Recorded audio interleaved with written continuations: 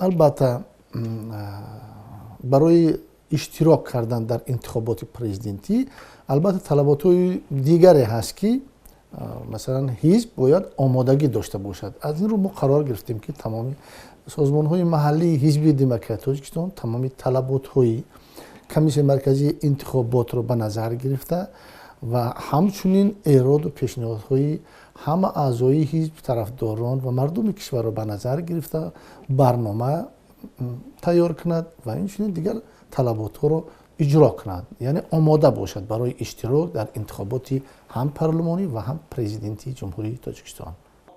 تصمیم نهایی در زمینه شرکت در انتخابات پرزیدنتی و البته با نامزد کی اتخاذ شد؟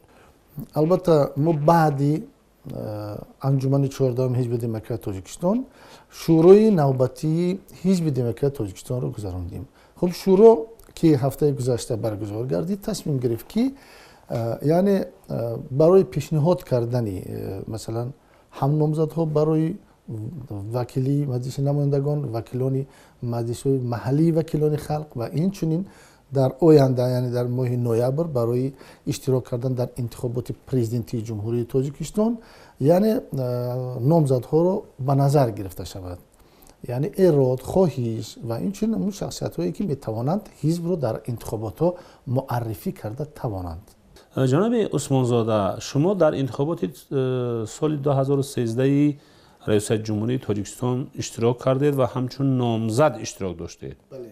خب سبق‌ها، برداشت‌ها از این انتخابات چی بود؟ ما البته شخصا من در این انتخابات چطوری که میدونید شرکت ورزیدم و البته خواه نخواه تجربه یک دید یک نگاه در اینجا پیدا می شود.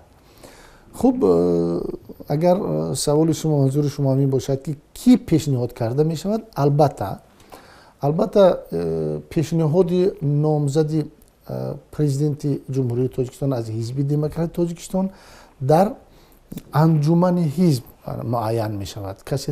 کسی را که انجمن پیشنهاد کند، شاید این من باشم، شاید یک نفر دیگر باشد، جوانتر باشد یا کسی سال مثلا زیادتر باشد. البته وقت و ساعت این معین میکند، پتانسیل مثلا سلامتی اونا، پتانسیل فکرانی اونا، خب نمون دیگر مثلا نشاندادهایی که میتواند این شخصیت هم حزب معرفی کند، هم برنامه حزب معرفی کند و عموما برای جامعه خب چه کار کرده میتواند در حال پرزیدنت شدن.